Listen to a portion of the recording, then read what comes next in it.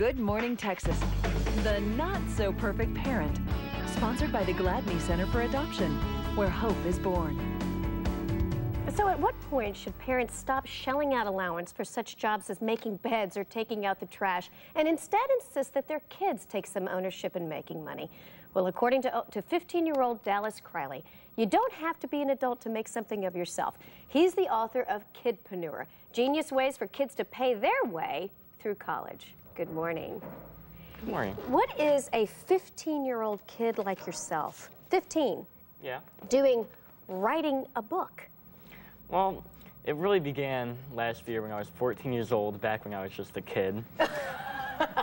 Way back then. Yeah. Surprised you can even remember that far back. It's been a while. And I remember I was just looking around at what all my friends were doing. And it was refreshing MySpace all day and playing video games. And I just thought it was a shame because I've always believed that when you're a kid, that's when you're most imaginative and really one of the best times to start a business. So I started researching of some of the best teen entrepreneurs of all time. And upon reading their stories and talking to some of these entrepreneurs, I realized that their stories needed to be told. And who better than a kid? Well, and that's the great thing about the book, because what you're doing is you're highlighting different entrepreneurs who started out as kids and ended up being unbelievably successful in their efforts because they weren't just, you know, not being idle with their time. Exactly. They were taking action. Exactly. But then the question comes up, you know, you hear about the magic of childhood and you hear about the pressures that kids have these days, so much homework that they have to deal with. What do you think about that? I mean, is there the possibility of that being robbed if you're encouraging kids to start thinking about how are they going to make money when they're 14 years old like you were? You know, I really don't think so. I mean, because you better believe that every chance I get, I'm sleeping in until noon. I'm partying up on my summer. You're being a kid. Yeah, I'm being a kid. I'm skateboarding every opportunity I can, you know, but on the same note, on the flip side, every chance I get, I'm also going out there and speaking and raising money for my college fund. Yeah, so you don't have to sacrifice it all. No. There can be a balance. No. All right. You know, something that you wrote in this book that I really liked, I really enjoyed reading it, and it says here, if there's one thing children are better at than adults, it's dreaming. When an adult thinks of an idea, they instantly think of the reasons why it won't work. Children who haven't been beaten down by the negativity of the world don't allow themselves to be talked out of their goals. I thought that was really interesting because you're right.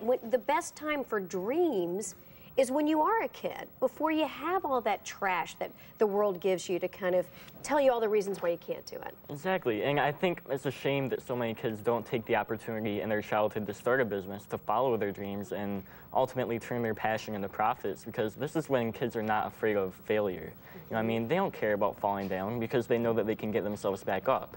And I think as adults grow up, they kind of lose that drive and they lose that imagination that kids have. Well, it's that magic that we're talking about, a magic that exists within a child that can really help sustain a dream into adulthood. Yeah. All right, so when thinking about your parents, what do you think that they did that helped kind of motivate you to write a book like this?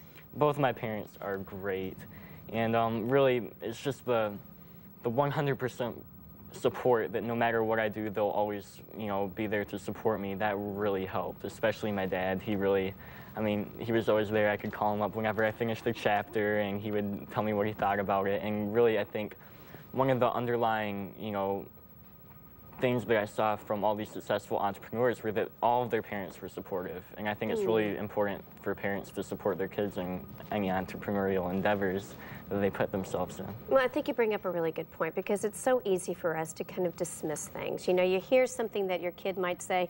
My son just recently said, you know, I want to write the next Harry Potter book. Wow. And it's quick. It's easy to say, okay, honey, when you're older, we'll talk about that when you're older. But now's the time to really encourage those dreams. And you've encouraged me. Thank you so much for being here and sharing this book. Oh, Good luck with its success. It's an honor. Really do appreciate it. Thank you. And for more information on becoming a kidpreneur, you can check out my blog at WFAA.com/GMT. And up next, important information about ovarian cancer. You're watching Good Morning Texas in high definition with Brenda Teal, Gary Cogill, and Amy Vanderoff.